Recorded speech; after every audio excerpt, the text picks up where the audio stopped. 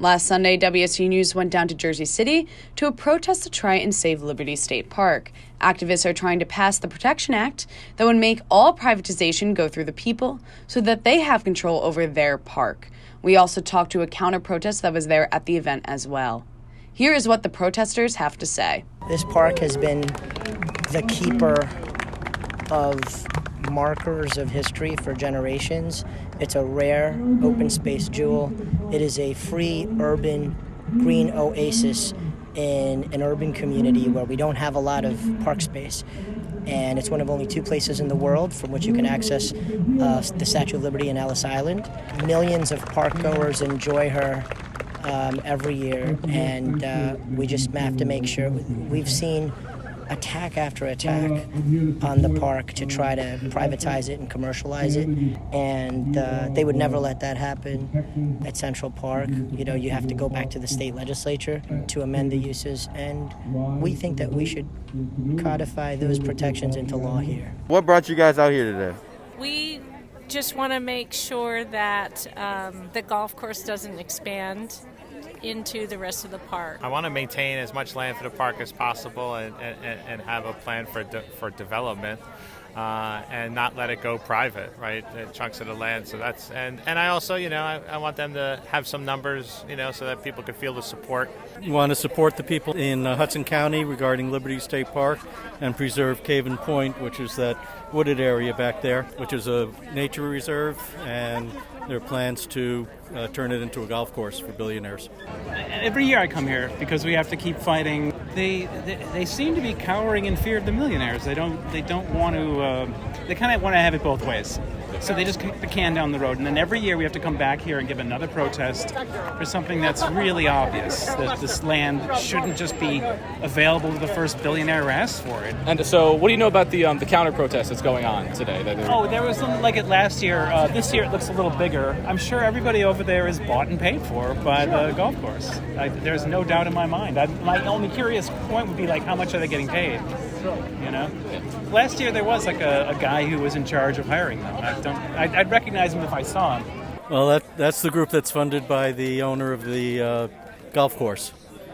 And they pretend to be a grassroots organization, but they're fully funded. You see they're giving away free T-shirts. Obviously, there are no free T-shirts here for the people. I was surprised to see that, but it's a reflection of our democracy, that there's a voice, everyone has a voice, and I respect different people's views, but I'm glad we seem to be winning the numbers, and hopefully the governor will listen to all the people who showed up today. After talking to the protesters for a while, we decided to interview the counter-protesters. Here's what they had to say. What is the difference between the two protests here? The biggest difference is that they're trying to get legislation passed that would thwart our efforts to create a park that really benefits the entire community of Jersey City. We're here for the kids, for the families, for the athletes. We want more fields, we want playgrounds, we want things like that. And the thing about the bill is that it says it's the Protection Act, which sounds on its surface to be a lovely thing. Obviously, it's a beautiful park, we want to protect it, but it's really limiting, and it takes the power away from the DEP. It puts it in the hand of the organization Friends of Liberty State Park. The park is contaminated. There's 235 acres that the DEP has declared as toxic and needs to be remediated and cleaned up. And if this bill passed, which claims to protect the park, it doesn't clean up the park.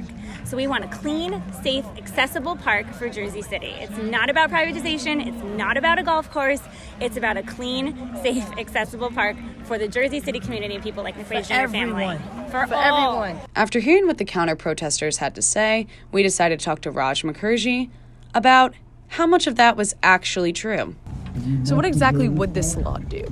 It would ensure, first of all, it would restrict development at Caven Point, preserve it as a natural wildlife habitat.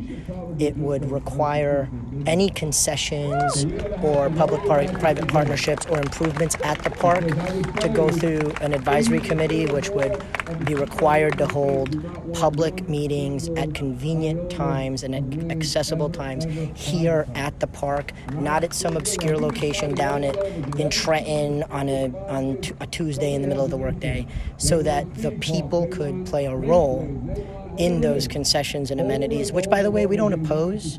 And the advocates here that want to protect the park, they don't oppose small-scale commercial activities and kayaking and music festivals and a catering venue and things like that. We don't oppose improvements to the park. We don't oppose investments in the park. We welcome all of it. But we think the public should play a role, and we think that corruptive influences shouldn't be dictating what happens. And we don't think ever for 1 second 1 square inch of the park should be turned over from public ownership to private uses, like a golf course that isn't open to the public. Why has the Protection Act not been put in place yet? Lobbyists working for the billionaire next door. But but we shall overcome. The public wants the Liberty State Park Protection Act to become law, and we'll get it posted eventually. It'll become law.